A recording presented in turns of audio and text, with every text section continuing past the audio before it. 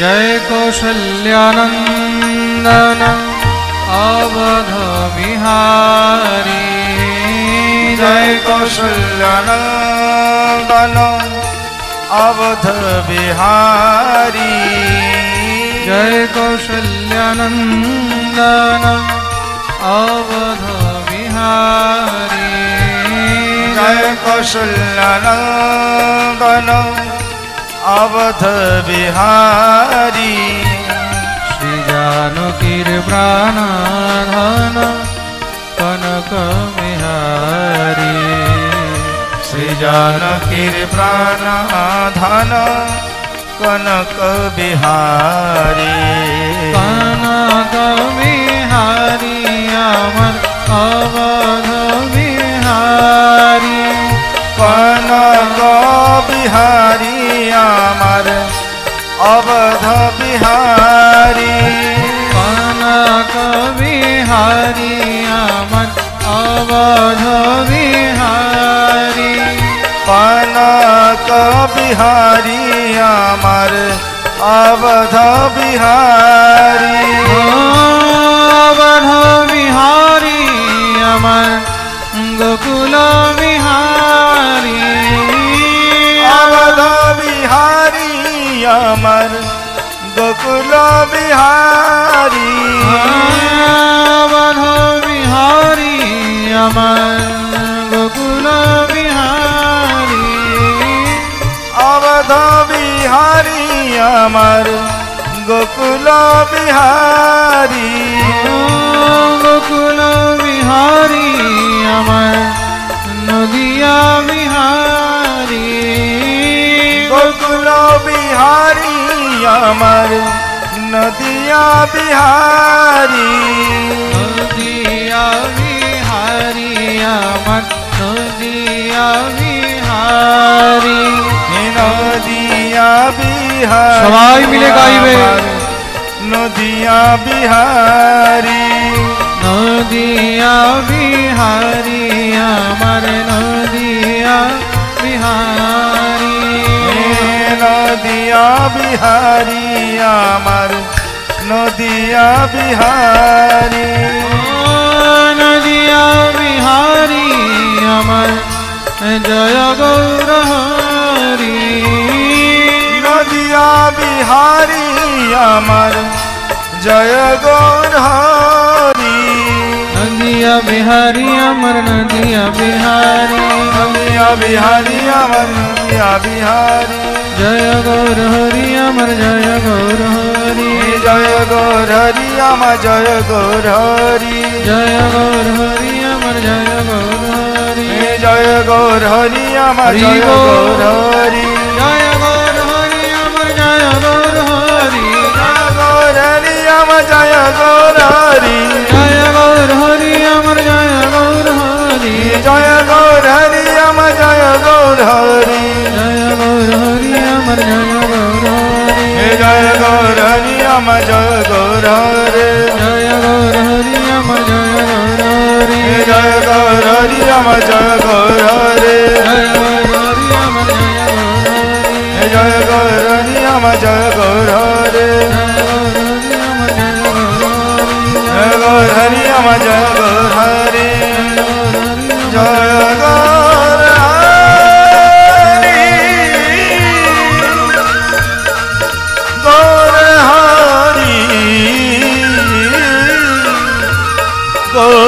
गौरहरि गौरहरि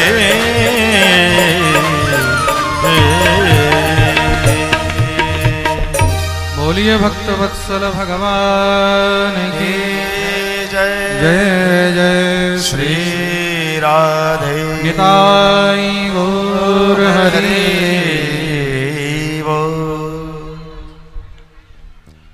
परमानंद चिन्मूर्ति अखिल ब्रह्मांड नायक जगत अधिपति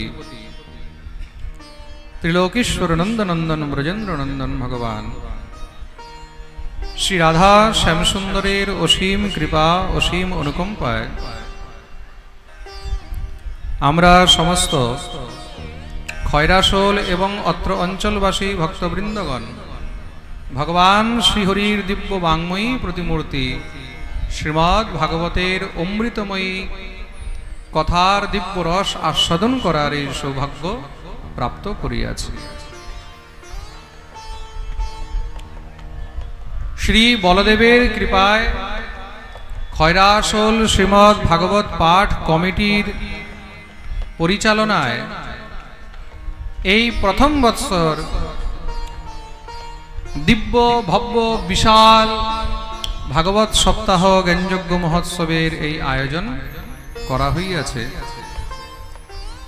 আর এই দিব্য বিশাল মহতি আয়োজনের এই সপ্তাহ জ্ঞানযজ্ঞ মহোৎসবের আজ সপ্তম এবং বিশ্রাম দিবস। দেখতে দেখতে 7 দিন পেরিয়ে গেল। দেখুন, গোবিন্দের কথায়, হরি কথায়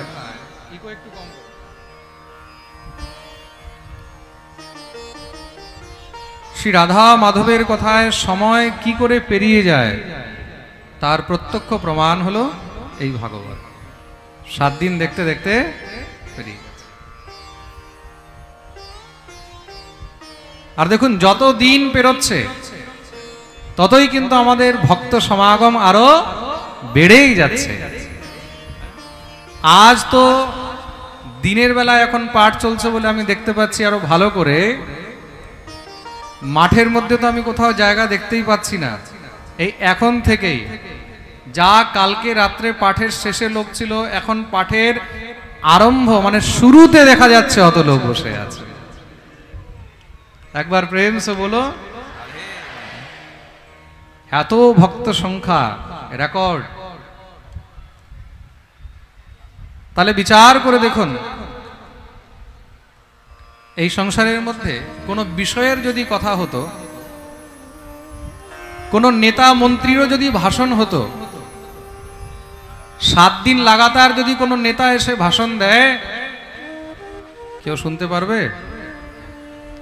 কার ধৈর্য হবে যে একজন নেতাকে 7 দিন পর্যন্ত আমরা রোজ 4 ঘন্টা করে বসে শুনতে পারবো?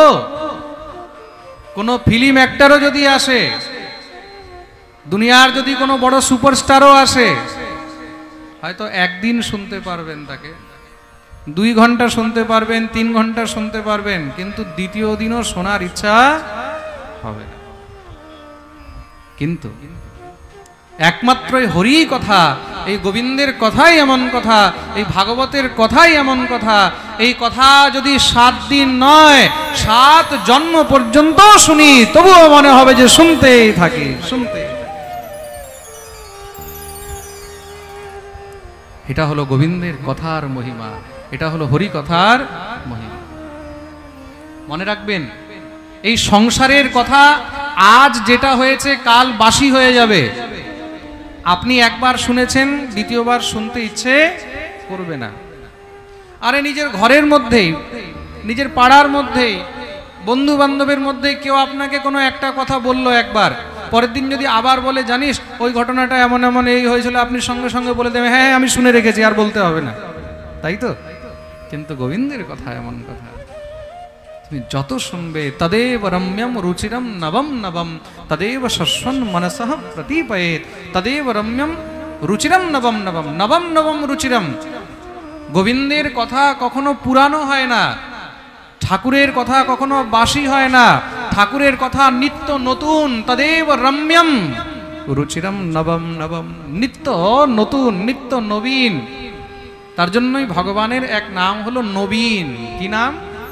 জোরে বলো, নবীন। ভগবানের এক নাম হলো নবল কিশোর। ভগবান কখনো বুড়ো হয় না, ভগবান পুরানো হয় না, ভগবান বাসি হয় না, ভগবান হলো নিত্য নতুন। তিনি হলেন নিত্য, নিরন্তর, অবিনাশী। তুমি যত তার কথা শুনবে ততই তোমার তার প্রতি রুচি, তার প্রতি নিষ্ঠা, তার প্রতি শ্রদ্ধা, তার প্রতি প্রেম, তার প্রতি প্রীতি, তার প্রতি ভালোবাসা আরো বাড়তে থাকবে, শুধু বৃদ্ধি পাবে। আর যত শুনবে শুনতে শুনতে তারপরে তার কথা ছাড়া আর অন্য কিছু ভালো লাগবে না। এখানে কত ভক্ত বসে আছে যারা আমার কাছে যখন দেখা করতে গেছে তখন বলছে, মহারাজজি আমি 5 বছর ধরে পাঠ শুনছি, কেউ বলছে আমি 4 বছর ধরে পাঠ শুনছি, কেউ বলছে আমি 2 বছর ধরে পাঠ শুনছি। এরকম কত ভক্ত বসে আছে। আচ্ছা, কে কে বসে আছে যারা মিনিমাম 3, 4, 5 বছর ধরে কন্টিনিউ পাঠ শুনছে? একটু হাত উপরে করতো দেখি। ওরে বাপ, এত ভক্ত!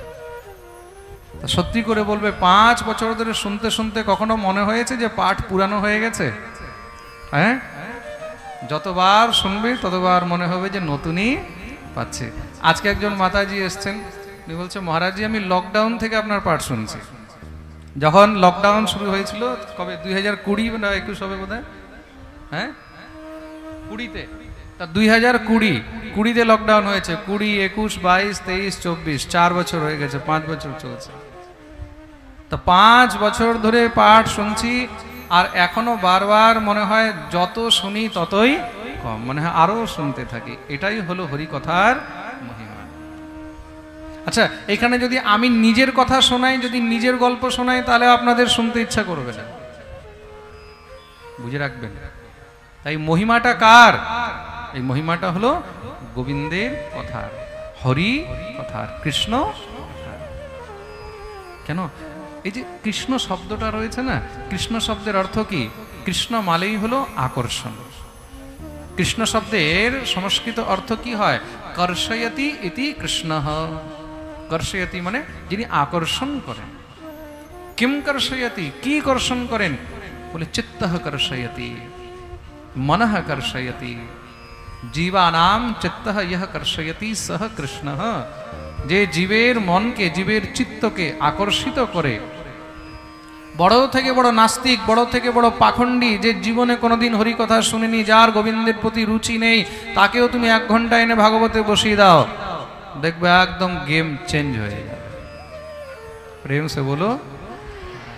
কার জীবন যদি পরিবর্তন করতে হয়, তাকে ভাগবতে নিয়ে আসো, তাকে পাঠ শোনাও, আর কিচ্ছু করতে হবে না। আর কোনো মেডিসিনের দরকার নেই, কোনো ওষুধের দরকার নেই। কার মন ভালো লাগছে না, কেউ ডিপ্রেশনে আছে, কার মরে যেতে ইচ্ছা করছে, কার আর বাঁচতে ইচ্ছা করছে না, কার ঘরে থাকতে ইচ্ছা করছে না, তাকে ভাগবতে নিয়ে আসো, তাকে পাঠ শোনাও, সব রোগ, সব ব্যাধির ওষুধ এখানেই পেয়ে যাবে। ভালো ভালো মহারাজ, দুঃখী ব্যক্তি ডিপ্রেশনে ভুগছে, এই পাঠ শুনতে শুনতে তারাও ডিপ্রেশন থেকে বেরিয়ে চলে আসছে। কত লোক আছে যাদের বাঁচতে ইচ্ছা নেই, কিন্তু এই পাঠ শুনতে শুনতে এত দুঃখ জীবনে, এত কষ্ট, মনে হয় যে মরে যায়, কিন্তু পাঠ শুনতে শুনতে এত আত্মবিশ্বাস বেড়ে গেছে তাদের, এখন মনে হয় যে না, জীবনে এখন অনেক কিছু বাকি আছে। এটাই হলো ভাগবতের মহিমা, এটাই হলো শাস্ত্রের মহিমা। তার জন্য যত পারবে তত শাস্ত্র শ্রবণ করবে, গ্রন্থ শ্রবণ করবে, হরিকথা শ্রবণ করবে। কেন? এটা হলো ডাইরেক্ট এনার্জি, মনে রাখবে। কিন্তু তুমি যত হরিকথা শুনবে, শুনতে শুনতে ডাইরেক্ট এনার্জি পাবে, ইনডাইরেক্ট নয়। যা পাবে একদম প্রত্যক্ষ, সামনে বসে পাবে। কালকে একজন মাতাজি আপনাদের মধ্যেই বলছিল না, আমি যখন ভাগবত শুনি মহারাজজি, তো পাঠ শুনতে শুনতে আমার গায়ে কাঁটা দিয়ে উঠে, তাই না? বলছিল না একজন, হ্যাঁ? তার মানে বিচার করে দেখুন। আর ওই যে উনি বলছিলেন, ভাগবতে যিনি ভাগবত পাঠ করেছেন না প্রথমে, শ্রী সুতজি মহারাজ, এই সুতজি মহারাজ তিনি যখন পাঠ করেছেন, তা তিনি যখন পাঠ করতেন, পাঠ করতে করতে উনার রোম রোম হর্ষিত হয়ে যেত। রোম হর্ষণ, হর্ষিত মানে ওই যে গায়ে কাঁটা দিয়ে ওঠে, মানে একদম রোমগুলো পুরো দাঁড়িয়ে যায়। তার জন্যই তার নাম ছিল রোম হর্ষণ। সুতজি মহারাজের নাম কি ছিল? জোরে বলো। রোম হর্ষণ, এটাও জেনে রাখুন। আর রোম হর্ষণ সুতজি মহারাজের পুত্র ছিলেন উগ্রশ্রবা সুতজি মহারাজ, যিনি শৌনকাদি মুনিদেরকে এই ভাগবত শ্রবণ করাচ্ছেন। বলিয়ে সুতজি মহারাজ কি। এই হলো ভাগবত। কত ব্যাধির ওষুধ যে এই ভাগবত, যারা যারা এই ভাগবতের মাধ্যমে জীবনে সেই ওষুধ প্রাপ্ত করেছে, ভাগবতের মাধ্যমে জীবনে সেই সঞ্জীবনী পেয়েছে, নিজের জীবনকে নতুন করে ফিরিয়ে পেয়েছে, একমাত্র তারাই কিন্তু তার ভালো করে ব্যাখ্যা করতে পারবে। প্রেম সে বলো, আরে বলো না, আরো জোরে, আরো জোরে, শুনতে পাচ্ছি না, সবাই দোনো হাত তুলে জয় জয় শ্রী রাম।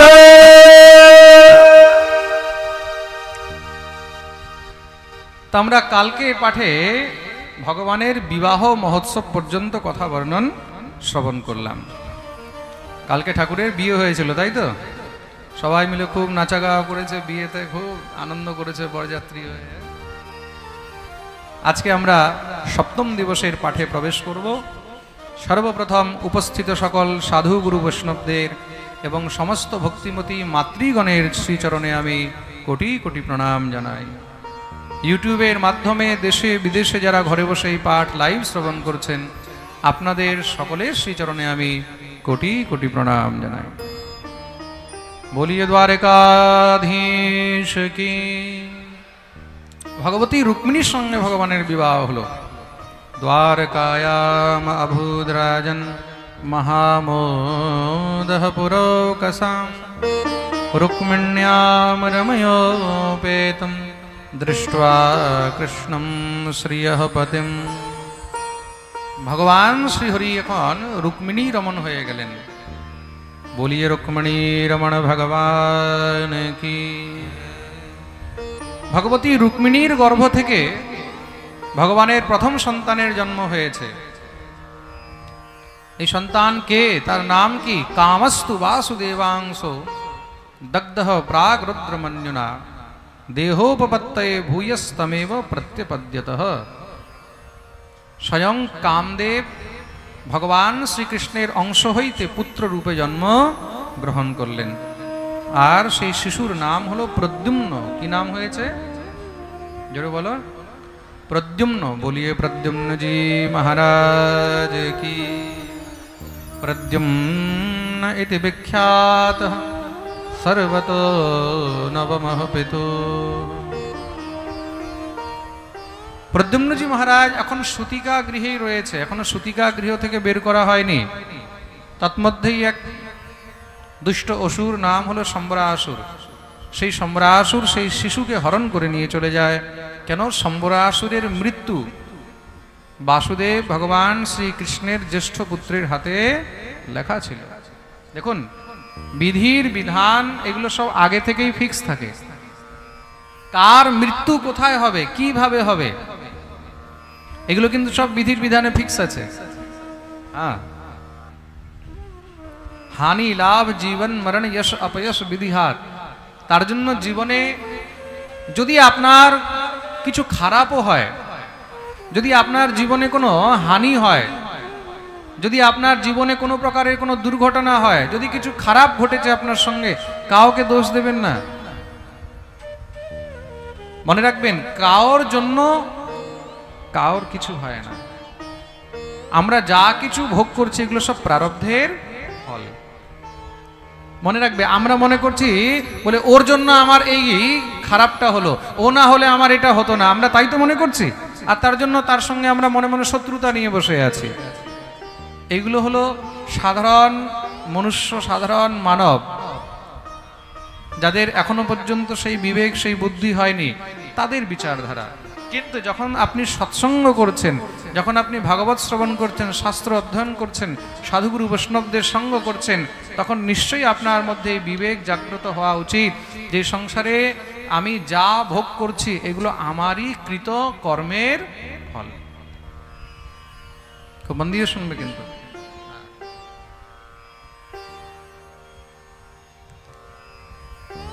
যা কিছু ঘটছে, কালহি কর্মহি মিথ্যা দোষ লাগায়, কাউকে দোষ দিয়ে কোনো লাভ নেই। এগুলো সব বাচ্চাদের মতন বিচার, এগুলো মূর্খদের মতন বিচার। কাউর জন্য কাউর কিছু হয় না। আমরা মনে করছি ওর জন্য হয়েছে, কিন্তু তাকে তো ভগবান মাধ্যম বানিয়েছে। কাউকে না কাউকে তো মাধ্যম বানাবেই। আপনার কপালে যেটা লেখা আছে সেটা হবেই হবে, এটার মধ্যে কোনো সংশয় নেই। এই বিষয়ে খুব সুন্দর একটি প্রসঙ্গ রয়েছে। এক সময় শ্রী ভরতজি মহারাজ, ভরত মানে কে? ভরত বলুন তো দেখি, ভরত কে? হ্যাঁ,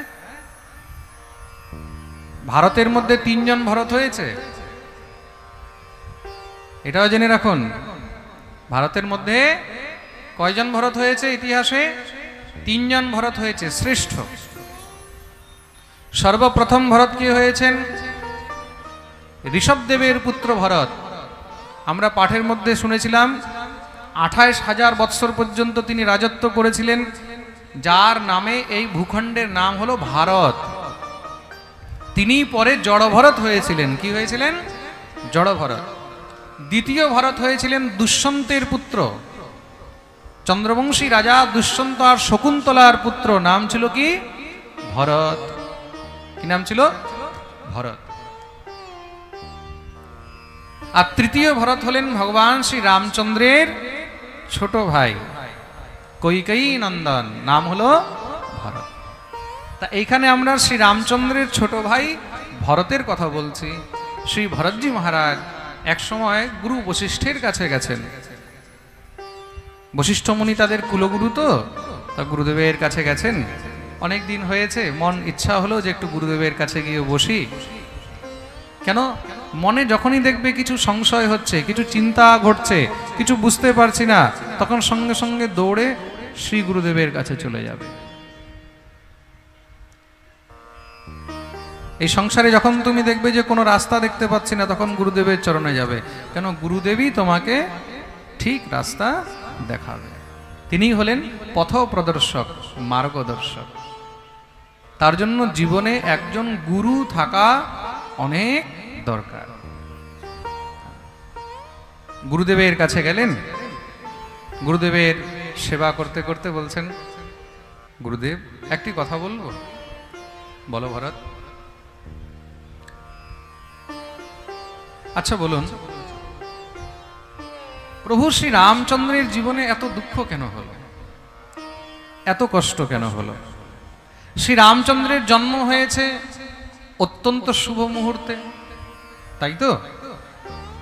নবমী তিথি মধুমাস পুনীতা, শুক্ল পক্ষ অভিজিত হরিপ্रीता, मध्य दिवस अति शीतन घामा, अखिल लोकदायक विश्राम।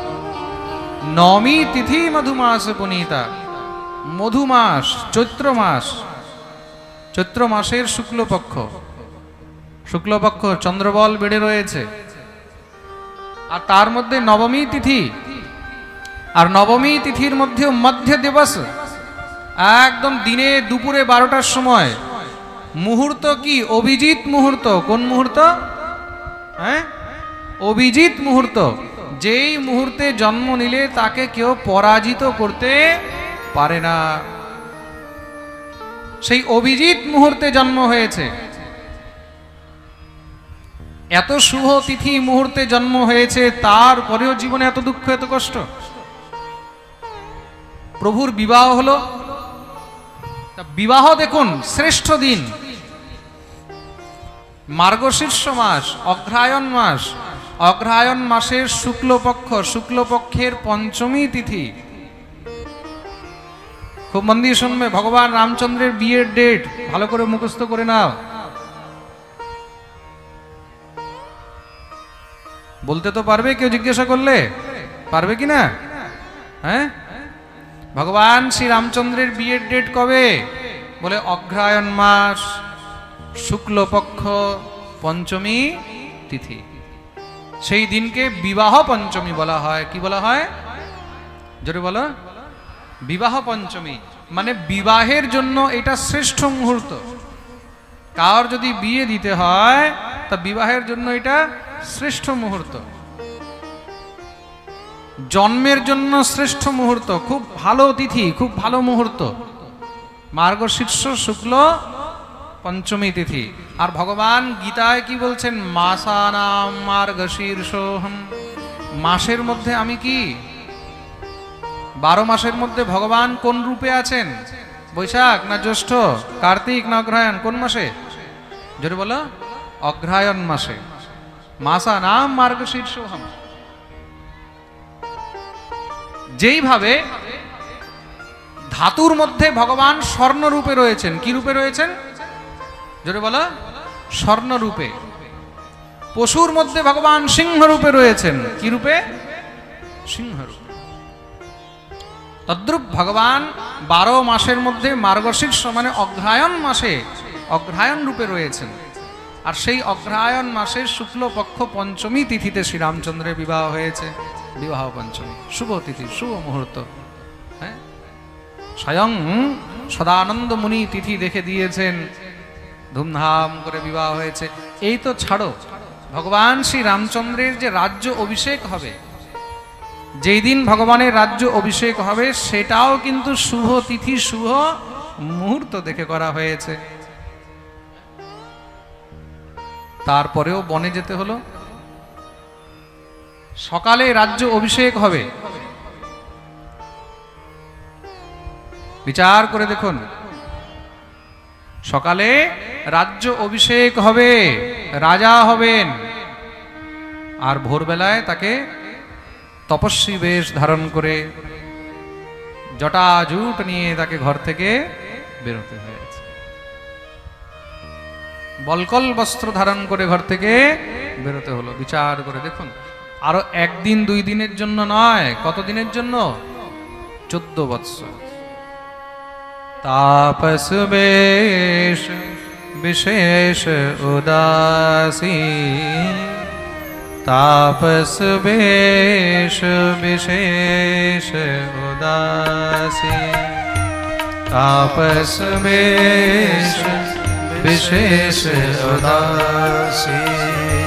14 बरस राम बनवासी, 14 बरस राम बनवासी, 14 बरस राम बनवासी, 14 बरस राम बनवासी, 14 बरस राम बनवासी, 14 बरस राम बनवासी।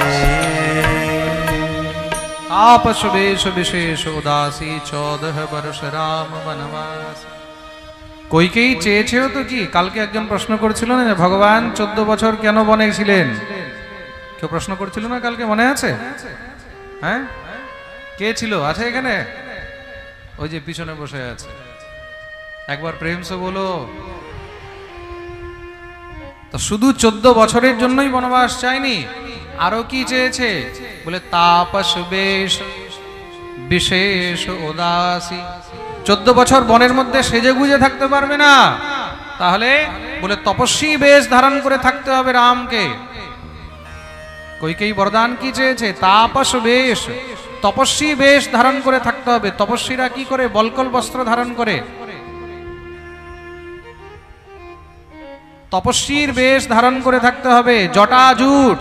তপস্বীদের কি হয়? তপস্বীরা কি মাথা শ্যাম্পু দিয়ে ধুতে পারে? খুব মন দিয়ে শুনবে, যারা তপস্যা করে তারা না সাবান লাগাতে পারে, না তেল লাগাতে পারে, না মহারাজ চিরুনি দিয়ে কেশ আবর্তন করতে পারে। তাহলে বলে জটাজুট রাখতেই হবে। আর বিশেষ উদাসী মানে বেশি আনন্দ করে থাকতে পারবে না। এরকম নয় যে হাসি ঠাট্টা করে আনন্দ করে থাকছে, তাহলে উদাসী, একদম উদাস হয়ে। উদাস হয়ে মানে কি? মানে বেশি হাসি ঠাট্টা, বেশি আনন্দ, বেশি লোকজন জড়ো করেও থাকতে পারবে না, একান্তে থাকতে হবে। কেন? যদি কেউ জানে যে স্বয়ং অবধপতি শ্রী রামচন্দ্র এসে এখানে জঙ্গলে নিবাস করছে, তাহলে হয়তো সেখানেও ভিড় লেগে যাবে, সেখানে হয়তো লোকজন চলে যাবে। লোকজন চলে যাবে, ভিড় লেগে যাবে, তো সেখানে হয়তো নতুন রাজ্য তৈরি হয়ে যাবে। বিচার করে দেখুন, কোথাও কোনো জায়গায় জঙ্গলের মধ্যে যদি হঠাৎ করে 2, 4, 10, 20 লাখ লোক চলে যায়, তাহলে সেখানে কি হবে? একটা নতুন নগর তৈরি হয়ে যাবে, তাই তো? একটা নতুন জেলা তৈরি হয়ে যাবে, একটা নতুন পরিবেশ তৈরি হয়ে যাবে, নতুন হাট বাজার সবকিছু তৈরি হয়ে যাবে। তাহলে তো রামকে অযোধ্যার দরকার হবে না। হয়তো দেখা গেল শ্রীরামচন্দ্র বনের মধ্যে গিয়ে সেখানেই একটা নতুন রাজত্ব তৈরি করে নিলেন। বলে তা চলবে না, বিশেষ উদাস হয়ে থাকতে হবে, একান্ত হয়ে থাকতে হবে। লোকজন জড়ো করে সেখানে আনন্দ করে থাকতে পারবে না। 14 বর্ষ রাম বনবাসী। কেন এই বরদান চেয়েছেন? প্রথম, যদি তপস্বী হয়ে থাকে কেউ চিনতে পারবে না যে এটা রঘুকুল নন্দন দশরথ পুত্র রাম। দ্বিতীয়ত নম্বর, যদি উদাসী হয়ে থাকে তাহলে লোকজন জড়ো করতে পারবে না, নিজের দল ভারী করতে পারবে না, নতুন রাজ্য তৈরি করতে পারবে না। আর তৃতীয়, 14 বৎসরের বনবাস। কেন? 14 বছরে সব অযোধ্যাবাসীরাও তাকে ভুলে যাবে। 14 বছরে অযোধ্যাবাসীরাও ভুলে যাবে কে রাম ছিল, কোথাকার রাম ছিল। রামের প্রতি যে সবার মনের মধ্যে প্রেম, রামের প্রতি যে শ্রদ্ধা, যে নিষ্ঠা, সেসব শেষ হয়ে যাবে। তাহলে গুরুদেব, প্রভু জীবনে এত সব কিছু কষ্ট ভোগ করলেন, আর তারপরে মা সীতার হরণ হয়ে গেল। রাবণকে উদ্ধার করে মা সীতাকে নিয়ে আসলেন, তারপরেও আবার ধোবি কলঙ্ক লাগালো মা সীতার উপরে, যার জন্য ভগবান শ্রীরামচন্দ্র মা সীতাকে বনবাস দিলেন। এমন কষ্ট কেন? শুনেই শ্রী বশিষ্ঠ মুনি আজকে কাঁদতে লেগেছে। ঝরঝর করে চোখের থেকে জল পড়ছে বশিষ্ঠ মুনির। ভরত, তুমি কি প্রসঙ্গ তুললে, কি কথাটা বললে? রামের কষ্ট যদি শুনি, রামের কষ্ট বিচার করলেও একদম মনে হয় হৃদয় ফেটে যাবে। এই সংসারের মধ্যে প্রভু শ্রী রাম যা কষ্ট করেছেন, এই কষ্ট সাধারণ মানব কেউ করতে পারে। কিন্তু ভরত, জেনে রাখো, सुनहु भरत भावी प्रबल, बिलखि कह्यो मुनिनाथ, हानि लाभ जीवन मरण, यश अपयश विधिहार। सुनहु भरत भावी प्रबल। भरत, खूब मन दिए सुनबे। बिलखि कह्यो मुनिनाथ, कांते कांते वशिष्ठ मुनि बोलছেন, বিধির বিধান হলো প্রবল। যা বিধির বিধানে লেখা আছে, যা বিধাতা জন্মের সময় লিখে দিয়েছে, সেটা হলো প্রবল। মানুষের প্রারব্ধই হলো প্রবল।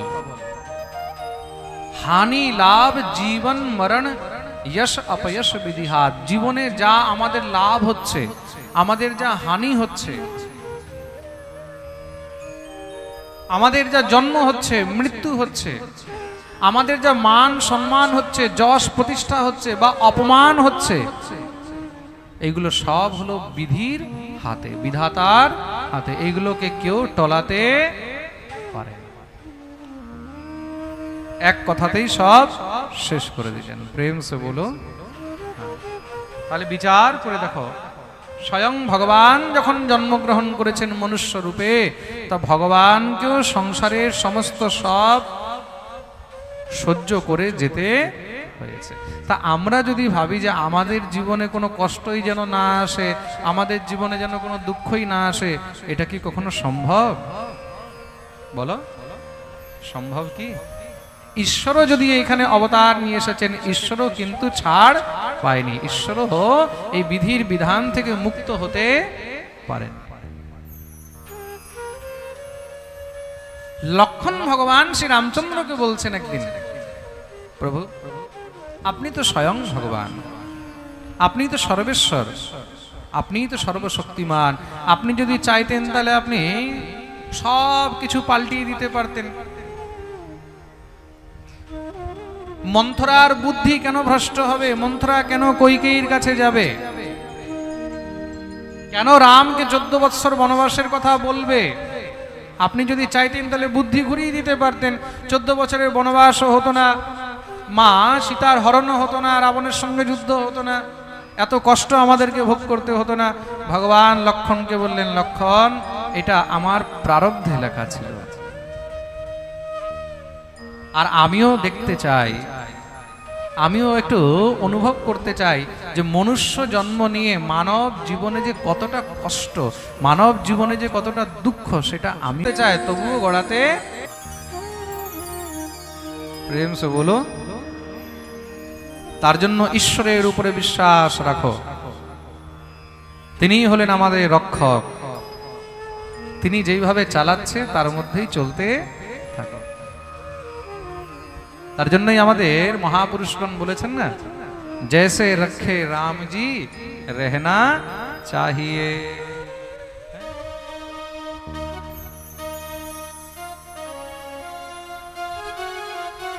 খুব সুন্দর ভাব, जैसे रखे राम जी रहना चाहिए, जैसे रखे राम जी रहना चाहिए, जैसे रखे राम जी रहना चाहिए, जैसे रखे राम जी रहना चाहिए।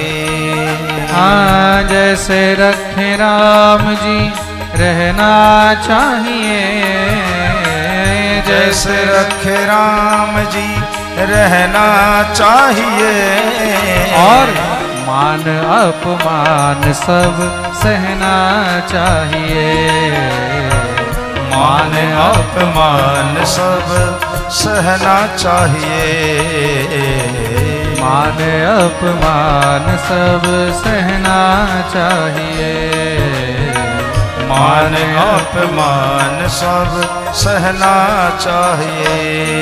हाँ, मान अपमान सब सहना चाहिए, मान अपमान सब सहना चाहिए, और सीताराम सीताराम कहना चाहिए, सीताराम सीताराम सवाई मिलेगा ही वे चाहिए, दोनों हाथ, सीताराम सीताराम कहना चाहिए, सीताराम सीताराम कहना चाहिए। हाँ, सीताराम सीताराम कहना चाहिए, सीताराम सीताराम कहना चाहिए, ओ सीताराम सीताराम कहना चाहिए, सीताराम सीताराम कहना चाहिए, और जैसे रखे राम जी रहना चाहिए, जैसे रखे राम जी रहना चाहिए, जैसे रखे राम जी रहना चाहिए।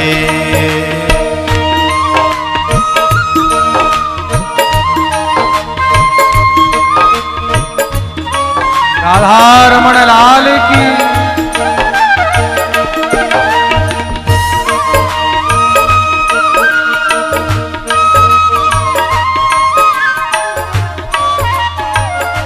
श्री राधे।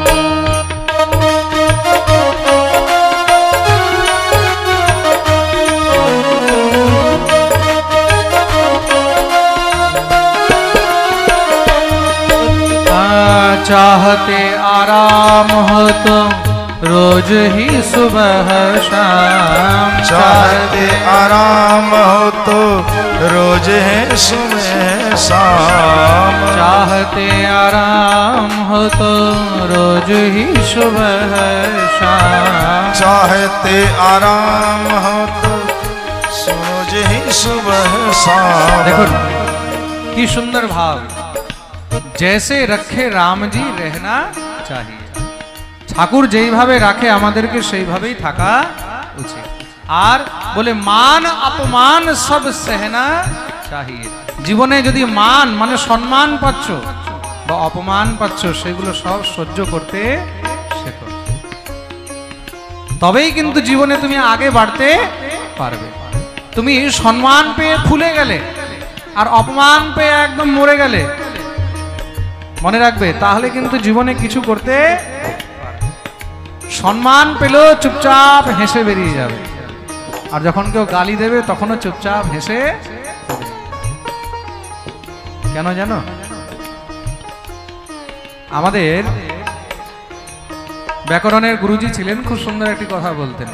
বলে কেউ যদি গালি দেয় তখন তাকে ধন্যবাদ করবে, আরো হাত জোড় করে প্রণাম করবে। কি বলছেন? কেউ গালি দিলে তো মানুষ মারতে দৌড়ায়, বলে না না, আরো তাকে প্রণাম করবে। কেন? বলে তুমি অনেক বড় উপকার করেছো, আমি তোমার ঋণী হয়ে গেলাম। কিসের? বলে এই সংসারে কে কাকে কি দেয়? এই সংসারে কেউ কাউকে মাগনা কিছু দেয়? কিছু দেয় না। তা তুমি যাই কিছু হোক চারটা গালি তো দিয়ে গেলে,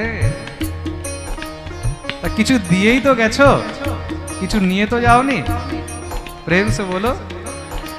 তা যে দিয়ে গেছে তার তুমি ঋণী। বলে গালি দিয়ে গেছে, বলে গালি ঋণী। তার জন্য যে যা বলে সেটাকে একদম সহ্য করো। মান অপমান সব সহনা और चाहते आराम हो तो रोज ही सुबह शाम। জীবনে যদি শান্তি চাও, সুখ চাও, আনন্দ চাও, তাহলে মনে রাখবে রোজ সকাল বিকেল একটি কাজ করতে হবে। কি? বলে যখন কেউ অসুস্থ হয় ডাক্তারের কাছে যায় তো ডাক্তার কি করে? ট্যাবলেট দেয়। বলে একটা সকালে খাবে, একটা বিকেলে খাবে, দেয় না? তো তদ্রূপ মনে রাখবে আজকে এই পাঠের মধ্যে আমিও আপনাদেরকে একটা ট্যাবলেট দিচ্ছি, রোজ সকালে একবার আর বিকেলে একবার। যদি জীবনে আনন্দ পেতে চাও, কে কে আনন্দ পেতে চাও একটু হাত উপরে করো। আচ্ছা সবাই, আনন্দ সবাইকে চাই। হ্যাঁ, তা যদি জীবনে আনন্দ সত্যিই পেতে চাও, জীবনে যদি সুখ পেতে চাও, তাহলে মনে রাখবে সকাল বিকেল এই ট্যাবলেটটি ইউজ করতে হবে। আর তার নাম কি? सीताराम सीताराम कहना चाहिए। सीताराम सीताराम कहना चाहिए। राधे श्याम कहना चाहिए। राधे श्याम कहना चाहिए। এই ট্যাবলেটে এক পয়সাও খরচ হয় না, না কেমিস্টের কাছে যেতে হবে, না ডাক্তারের কাছে যেতে হবে, না তোমাকে কোথাও থেকে আনতে হবে। এক পয়সাও খরচ নেই। খরচ না হবে চোর না লুটে, দিন দিন বড়ত সমায়। এই ট্যাবলেট তোমার কাছেই আছে। কি? বলে সকাল আর বিকেল কি বলতে হবে? বলে রাধে রাধে রাধে শ্যাম সীতারাম। বাস, আর কিছু দরকার নেই। সকালে যত পারবে ততবার, বিকেলে যত পারবে ততবার। हाँ सीताराम सीताराम कहना चाहिए। सीताराम सीताराम कहना चाहिए। सीताराम सीताराम कहना चाहिए। राधे श्याम कहना चाहिए। राधे श्याम कहना चाहिए। আমাদের মধ্যে পশ্চিম বাংলার আপনাদের এখানে বিখ্যাত কীর্তনিয়া আর খুব ভালো ব্যক্তি শ্রীমান প্রদীপ পাল মহাশয় এখানে এসেছেন। আমি এখনই খবর পেলাম, আমি খুব আনন্দিত হয়েছি। আমি চাইবো উনি মঞ্চে একবার আসুন, এখানে একটা মালা নিয়ে আসুন।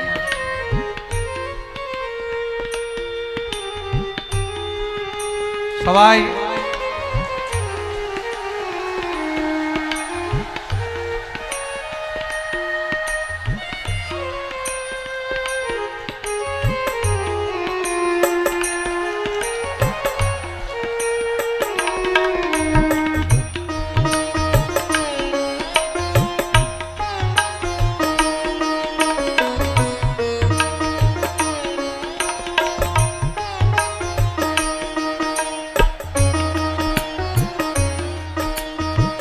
बोलिए वृंदावन बिहारी लाल की।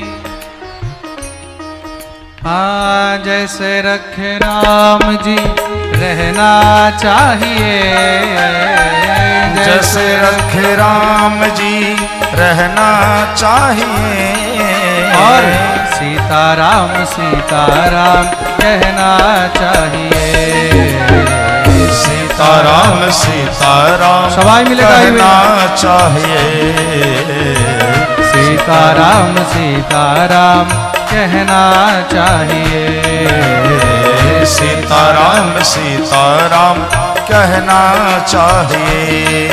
हाँ सीताराम सीताराम कहना चाहिए, सीताराम सीताराम कहना चाहिए, और जैसे रखे राम जी रहना चाहिए, जैसे रखे राम जी रहना चाहिए, जैसे रखे राम जी रहना चाहिए, जैसे रखे राम जी रहना चाहिए, रहना चाहिए, रहना चाहिए, रहना चाहिए।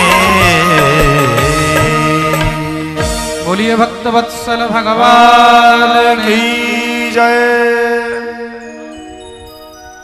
মনে রাখবে জীবনে নিয়তির সঙ্গে কখনো খেলা করতে, নিয়তি যা লিখে রেখেছে তোমাকে ভোগ করতে হবে। নিজের কর্ম করতে থাকো, নিজের কর্ম করতে থাকো, ফলের চিন্তা করবে না। তোমার নিয়তিতে যা লেখা আছে সেটা তুমি পাবেই পাবে, কেউ না দিলেও তুমি পাবে, এটার মধ্যে কোনো সংশয় নেই। প্রেম সে বলো, আরে বলো না, বলো না, আরো জোরে, আরো জোরে, আরো জোরে। জয় জয় শ্রী রাধে।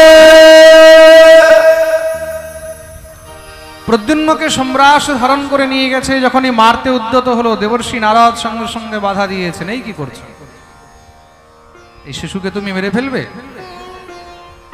সংসারে তোমার খুব নিন্দা হবে।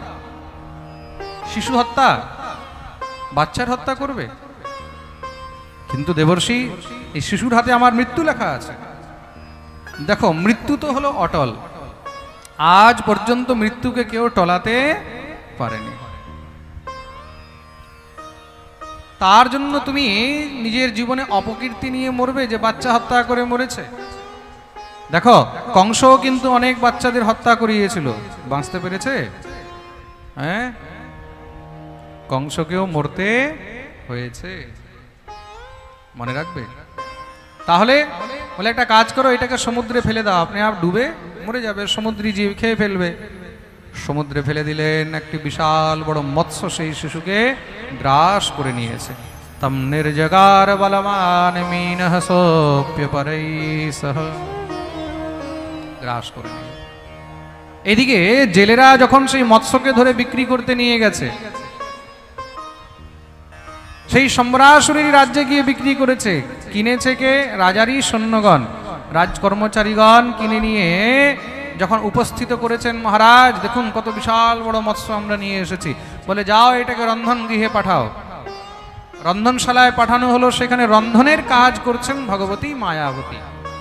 এই মায়াবতী কে? স্বয়ং ভগবতী রতি, কামদেবের স্ত্রী। সেই মায়াবতী যখন মৎস্যকে কাটলেন, তার ভিতর থেকে মহারাজ সেই দিব্য শিশুকে পেয়েছেন, সঙ্গে সঙ্গে তাকে বুকে জড়িয়ে ধরলেন, তার লালন পালন আরম্ভ করেছেন। কেন? সেই হলো তার জন্ম জন্মের সাথী, সে তার স্বামী। পালন পোষণ করতে করতে 1 বৎসরের মধ্যে রসায়ন বিদ্যা দ্বারা তাকে 16 বছরের জোয়ান বানিয়ে দিলেন। যখন 16 বছরের যুবক হয়ে গেছে, এখন কি হয়েছে? এতদিন পর্যন্ত যিনি মায়ের মতন সেবা করছিলেন, তার সেবার ভাবে পার্থক্য এসে গেল। তিনি এখন কামিনীর মতন ব্যবহার করছেন। ব্যবহারে যখন পরিবর্তন দেখলেন, তখন প্রদ্যুম্নের মনে সংশয় হলো। তিনি আর থাকতে পারলেন না। তখন তিনি প্রশ্ন করলেন, দেবী, আমার মনে একটি সংশয় জেগেছে, একটি জিজ্ঞাসা হচ্ছে। কি? তামাহ ভগবান কাষ্ণীর মাতস্তে মতিরন্যথা মাতৃভাবম অতিক্রম্য বরতসে কামিনী যথা। এতদিন পর্যন্ত আপনি মায়ের মতন সেবা করছিলেন, মায়ের মতন ব্যবহার করছিলেন, এখন দেখছি বরতসে কামিনী যথা, এখন আপনি কামিনীর মতন ব্যবহার করছেন। তা আপনার ব্যবহারে এমন পার্থক্য হলো কেন? দেখুন, একই স্পর্শ মা যদি করে, সেই স্পর্শের অনুভূতি আলাদা হবে, আর যখন স্ত্রী স্পর্শ করবে তখন স্ত্রীর স্পর্শের অনুভূতি আলাদা হবে। প্রেম সে বলো, আরে বলো না, আরো জোরে, আরো জোরে, আরো জোরে। জয় জয় শ্রী রাধে। স্পর্শের মধ্যেই কিন্তু ভেদ দেখা যায়। স্পর্শ তো ছাড়ো, দৃষ্টি। আপনার দিকে মানুষ যে তাকাচ্ছে, তা কে কোন ভাব নিয়ে তাকাচ্ছে, তার তাকাবার দৃষ্টি ভঙ্গিমাতেই বোঝা যায় যে তার মনের ভাবনা কেমন, তাই তো? দৃষ্টি ভাব, মুখে বলতে হবে না, শুধু তার দৃষ্টি ভাবেই বোঝা যাবে যে তার মনের ভাবনাটা কেমন। তা সেই জায়গায় যদি আচার আচরণ ব্যবহার একদম কামিনীর মতন হয়, তখন তো সংশয় হবেই। সঙ্গে সঙ্গে ভগবতী রতি চরণে পড়ে গেলেন। নাথ, অপরাধ ক্ষমা করবেন, আমি আপনার মা নই। অহমতে অধিকৃতা পত্নী রতিহি কামো ভবান প্রভু। আমি আপনার অধিকৃতা পত্নী, আমি আপনার অর্ধাঙ্গিনী, আমার নাম হলো রতি। সেই কি বলছো দেবী? আমার তো তুমি লালন পালন করে, হ্যাঁ, সবকিছু করলে, তুমি আমাকে বড় করলে, আর তুমি আমার অর্ধাঙ্গিনী, তুমি আমার স্ত্রী কি করে হলে? বলে, আমি আপনার এই জন্মের নয়, জন্ম জন্মান্তরের অর্ধাঙ্গিনী। পূর্বে আপনি কামদেব ছিলেন। দেবাদিদেব মহাদেবের তপস্যা ভঙ্গ করতে গিয়ে তখন মহাদেবের ক্রোধের দৃষ্টি পড়তে আপনি জ্বলে ছাই হয়ে গেলেন। আমি আপনার স্ত্রী রতি। তখন আমি মহাদেবের চরণে কাঁদছি, হে নাথ, আপনি এই কি করলেন? আপনি আমার স্বামীকে জ্বালিয়ে ভস্ম করে দিলেন। তাহলে আমি আর কার জন্য বেঁচে থাকবো? আপনি আমাকেও জ্বালিয়ে ভস্ম করে দেন। মহাদেব বললেন, সে তো সম্ভব নয়। তাহলে আমার স্বামীকে আমায় ফিরিয়ে দেন। মহাদেব বললেন, সেও সম্ভব নয়। তাহলে আমি কাকে নিয়ে থাকবো, কার জন্য থাকবো? আমি নিজের দেহ ত্যাগ করছি। মহাদেব বললেন, না না, এই কাজ করবে না। তোমার স্বামীকে তুমি পাবে কখন? বলে, দাপরের অন্তে যখন ভগবান শ্রীকৃষ্ণ রূপে অবতীর্ণ হবেন, তখন তার গৃহে এই কাম পুত্র রূপে জন্মগ্রহণ করবে। কেন? কামকে শরীর দেওয়ার অধিকার এই সংসারে কারোর কাছে নেই। কামকে দেহ দেওয়ার অধিকার একমাত্র কামের বাপের কাছে আছে। আর কামের বাপ কে? কামের বাপ হলেন স্বয়ং ভগবান শ্রীহরি। কামের পিতা হলেন ভগবান শ্রীহরি, তিনি হলেন কামের বীজ। ওং ক্লিং দেব কামদেব কাম বীজ শ্রোমণি শ্রী গোপাল মহিপাল সর্ব বেদাঙ্গ পারগ। মনে রাখবে, ভগবান হলেন কামের বীজ। ভগবান যদি চায় তাহলে একটি কাম নয়, 1 কোটি কাম তিনি 1 সেকেন্ডের মধ্যে জন্ম দিতে পারেন। কোটি কাম কলা নিধি, কোটি কোটি কাম তার অন্তর থেকে প্রকট হয়, সৃষ্টি হয়। তার জন্য একমাত্র শ্রীকৃষ্ণই কিন্তু কামকে জন্ম দিতে পারেন। ততদিন পর্যন্ত তোমাকে প্রতীক্ষা করতে হবে। দেবতাগণ বললেন, কিন্তু ততক্ষণ পর্যন্ত এই সংসারে কাম নিজের কাজ কি করে করবে? কেন, কাম যদি না থাকে তাহলে তো সংসারের মধ্যে সব বন্ধ হয়ে যাবে। এভরিথিং উইল বি স্টপ, কিছুই চলবে না। এই সংসারে যা কিছু হচ্ছে সব কামের জন্যই হচ্ছে, মনে রাখবে। কাম যদি না হতো তাহলে কিছু হতো না। প্রত্যেক বস্তুর পিছনে একটি কামনা আছে। কাম দুই প্রকারের, এক হলো নিষ্কাম আর এক হলো সকাম। আমাকে ঘর বানাতে হবে, বাড়ি বানাতে হবে, গাড়ি কিনতে হবে, ব্যাংক ব্যালেন্স করতে হবে, চাকরি লাগবে, বিয়ে করতে হবে, সন্তান উৎপন্ন করতে হবে, এগুলো হলো সব সকাম। আর আমাকে কিছু চাই না, এটা হলো নিষ্কাম। কি চাই বলে? মুক্তি চাই। নিষ্কামের মধ্যেও কাম রয়েছে, নিষ্কামের মধ্যেও কাম রয়েছে। প্রেম সে বলো। এই যে বায়ু আছে না, এই যে হাওয়া, এই হাওয়ার মধ্যেও কিন্তু আগুন আছে, জানেন আপনারা? এই হাওয়ার মধ্যেও কিন্তু জল আছে, জানেন আপনারা? এখানে যদি কোনো সায়েন্স স্টুডেন্ট বসে থাকে তাহলে ভালো করে জানবে, হাওয়ার মধ্যেও জল আছে, আর জলের মধ্যেও হাওয়া আছে, জলের মধ্যেও বায়ু আছে, মনে রাখবে।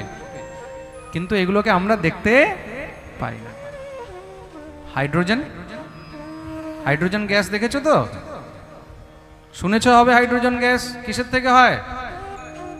হ্যাঁ বলো। এখানে স্টুডেন্টরা বসে আছে, কিসের থেকে হয় হাইড্রোজেন গ্যাস? জল থেকেই তো হয়, আর কিসের থেকে হয়?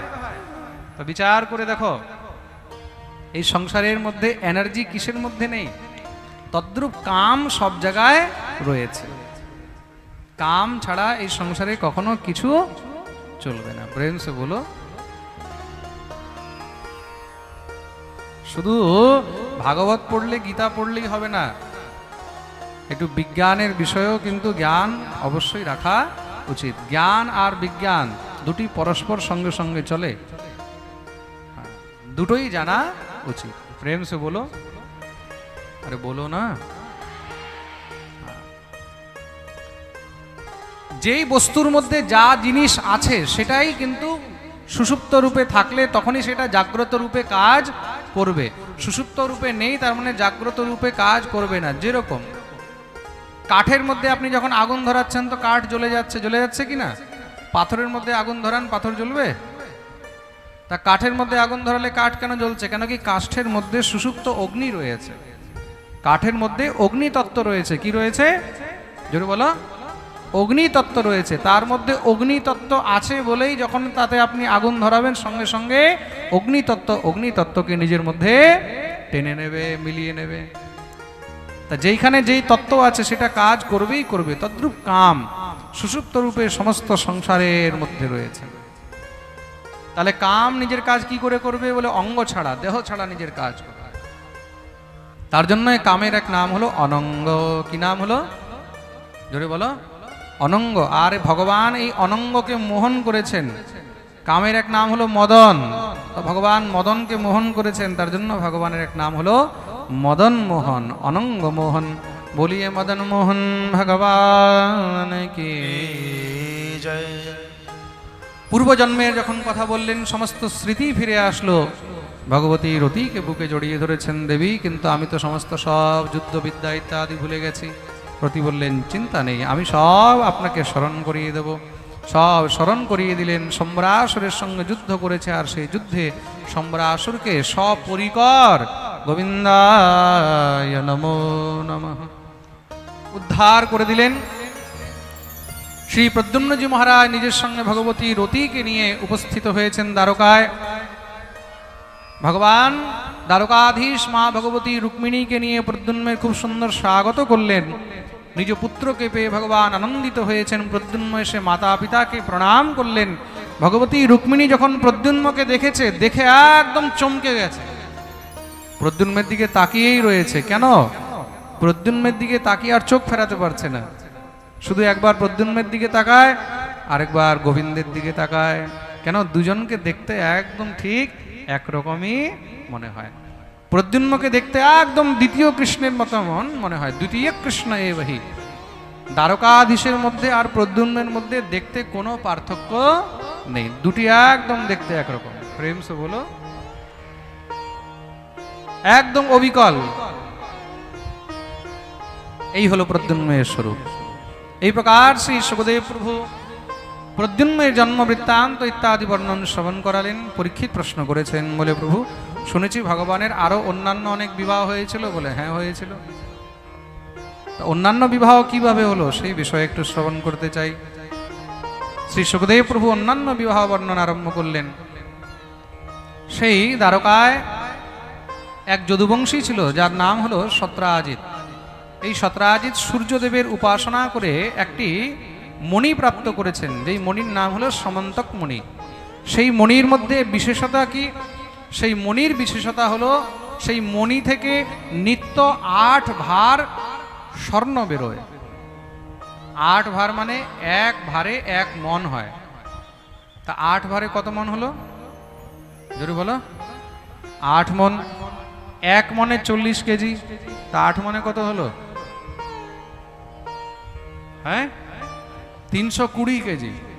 তা যার ঘরে 320 কেজি সোনা রোজ বেরোচ্ছে, তাকে কোথাও চাকরি করার দরকার আছে না? কোনো বিজনেস করার দরকার আছে? সে তো আমরা যাকে চায় তাকেই কিনে নিতে পারবে। প্রেম সে বলো। দেখতে দেখতে সত্রাজিৎ অথা ধনবান হয়ে গেছে। চারদিকে তার চর্চা ছড়াচ্ছে।